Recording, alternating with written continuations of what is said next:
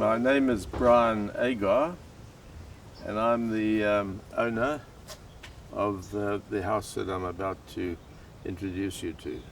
It's the oldest house in this Natal province, built in 1849. What's it called? It's called the Elephant House. It's built in the town of Durban, which is built around, in turn, a big lagoon, which is known as the Durban Bay. Vasco da Gama noticed this lovely shore on Christmas Day in 1497, and he wished the shore a good Christmas, Bono Natal, Portuguese word for the birth of Christ, and that's how this province got its name. It was first discovered by traders in the early 18th century, and some settled. There was a settlement of some 500 people around the edge of the bay. One trader in particular liked it and decided to build a more substantial house.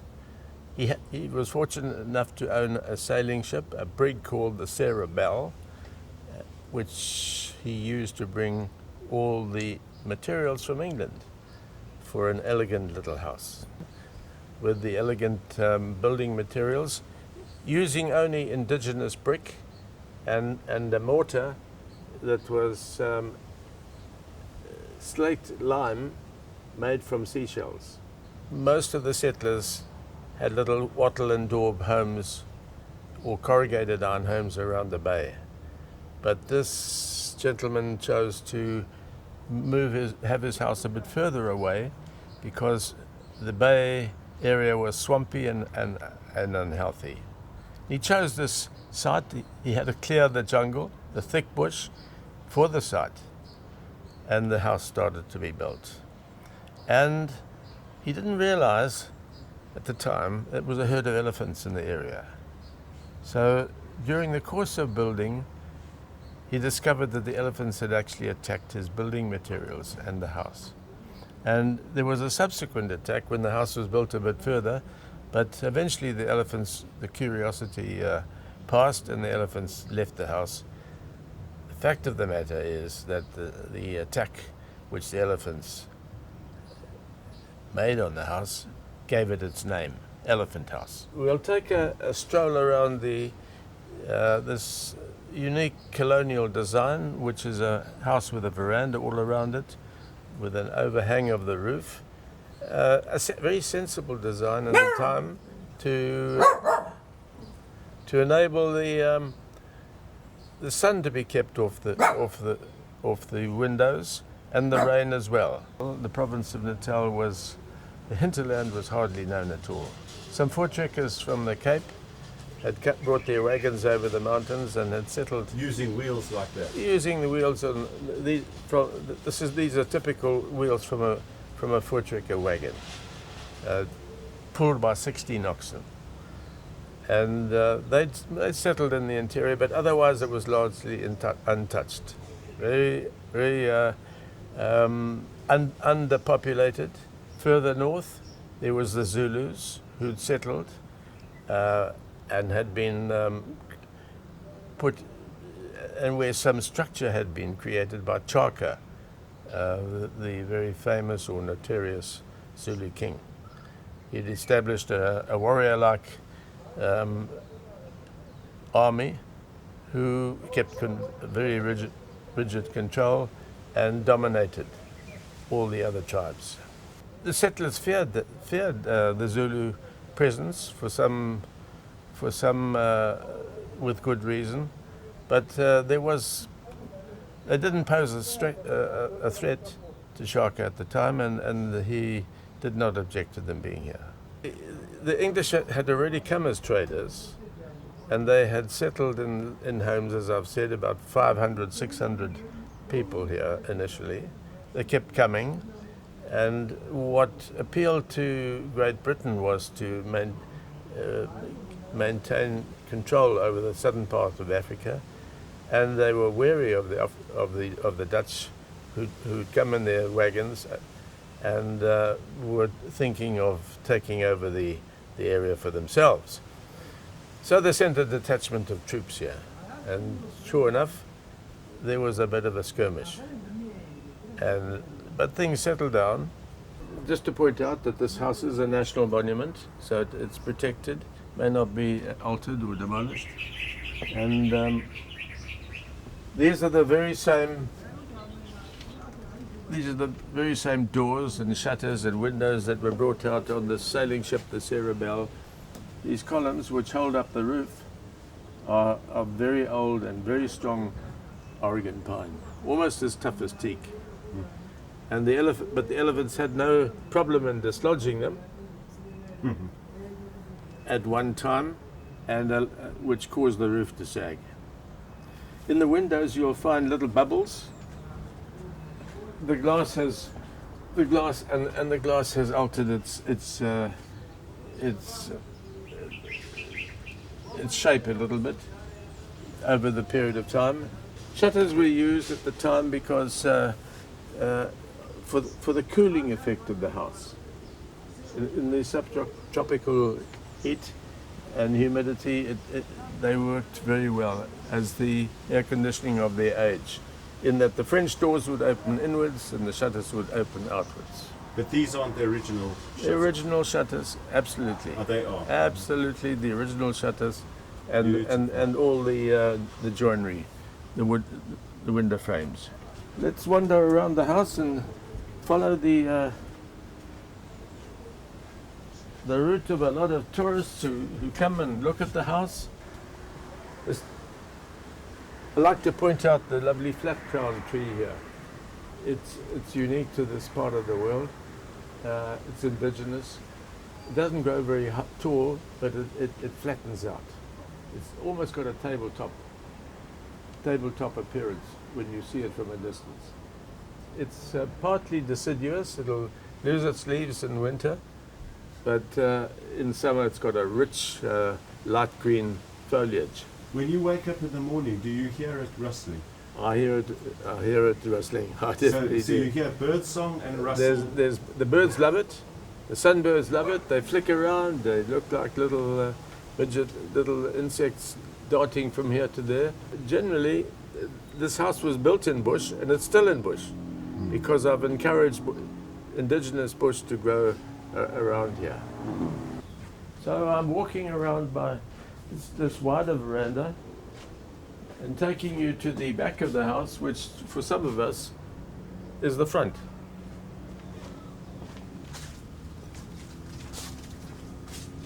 Historic things like the stones, where the indigenous people ground their maize, and in doing so hollowed out the stones. They now used it as bird baths for the birds.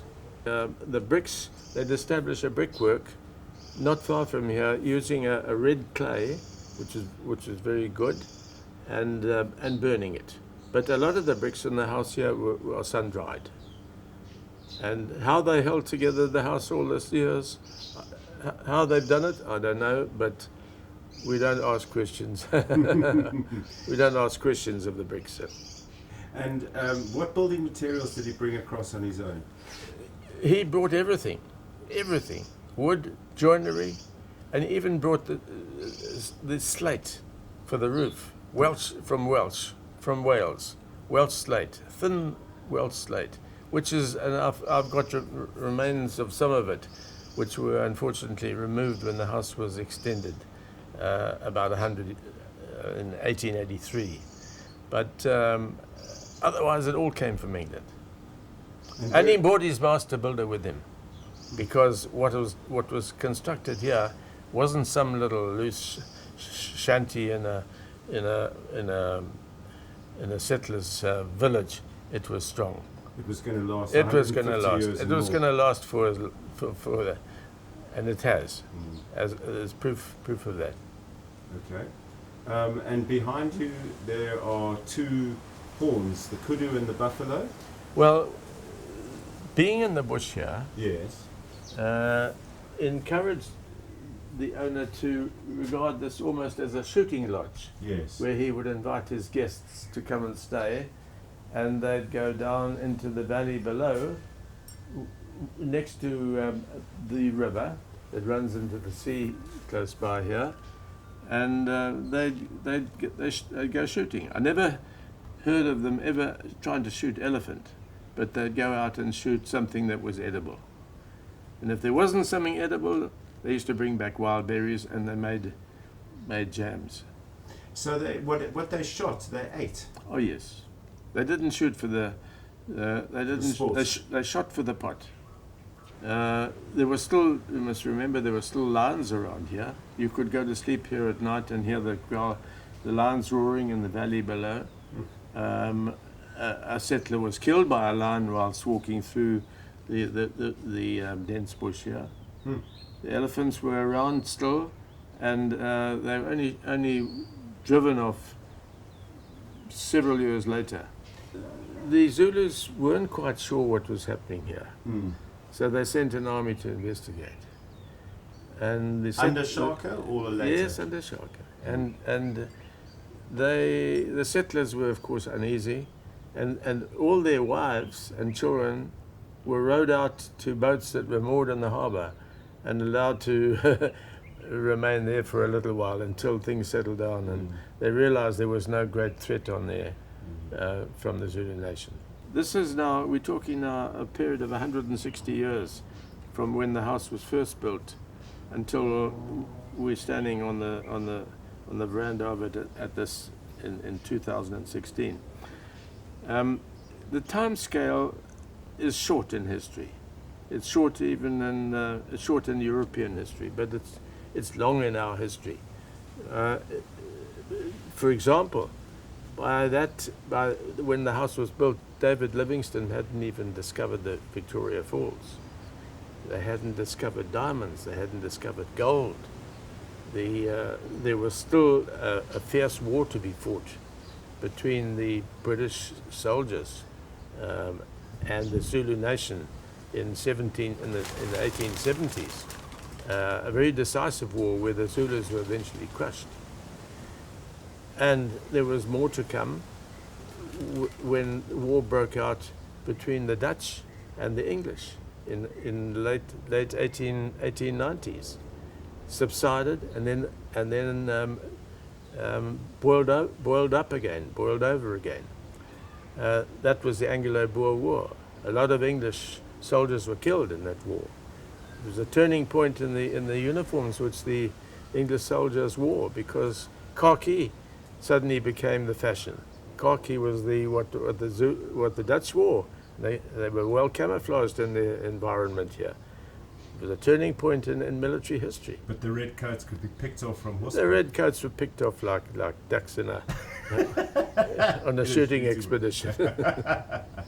It wasn't a funny thing, though. No, it was. But those are wars that came and passed. And then, of course, we've seen the two great wars. So this little house in 160 years has seen enormous change. It's seen a little village, the embryo of a little village of 600 souls, 600 people, turn into several million people in a short space of time. This is another of the artifacts that makes up the character of this house. It was rescued by an owner from a shipwreck on the beach nearby. The ship was carrying pepper back from England, from India. The population of Durban had enough pepper to last them for 10 years. From the bales of pepper and the packages of pepper that spilled out of the ship. The owner from this house was more interested in a souvenir like a cannon, and the cannon was brought up with the assistance of horses and a sled. Why did the merchant ship have a cannon? Well, the thing was that further up the East African coast, there were pirates, like we've seen in the last few years, especially off Kenya and Eritrea and Somalia. And they must have been sailors must have been caught once or twice, but after they requested cannons on their ships, they didn't have any more trouble with pirates. So It's a 3-pounder. It's one of the smaller naval cannons, but it's still heavy. It takes about 4 people to lift it. and did the owners shoot that at any point? The owners used to shoot it off at, they used to get a bit of gunpowder and shoot it off at Guy Fawkes or New Year's Eve. And I've done the same. But we're not allowed to to purchase gunpowder, so I just use a thick knot of thunder crackers, Chinese crackers.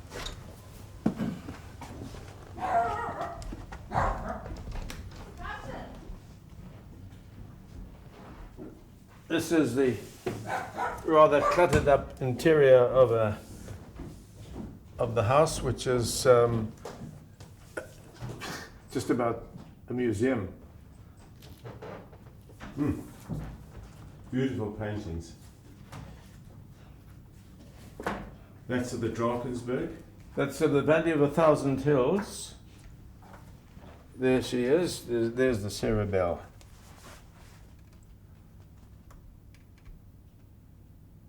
Magnificent. Not so big, about just over 1,000 tons. In Durban Harbour. This is exiting the harbour. These are Zulu Spears, met iron, hammered out over the fire, and they were found on a battlefield in Zululand by a trader and given to me. I think maybe he inherited them from his own father. What's interesting about them is that these were the spears that the Zulus used to throw away. And they'd throw them at the enemy. Chaka changed all of this to a short stabbing spear, which a Zulu never threw away. He kept at his side. And that, with the protection of a huge rawhide shield as high as the Zulu himself, was the success of his army. Because the opponents, with that big shield, they could ward off spears thrown at them. The enemy had lost their spears then. They didn't carry a pack of these like arrows in a quiver, and they were forced to run away or be killed. And so those spears you're holding are maybe even older than Shaka's time. Yes. And how is the iron tied onto the wood? It's tied on with how they did it. It's tied on with a form of wire. Wire. So it's absolutely firm, solid. It's rock solid there. Or they would use sinews of animals to hold the spearhead into the shaft. And where did they get this iron from?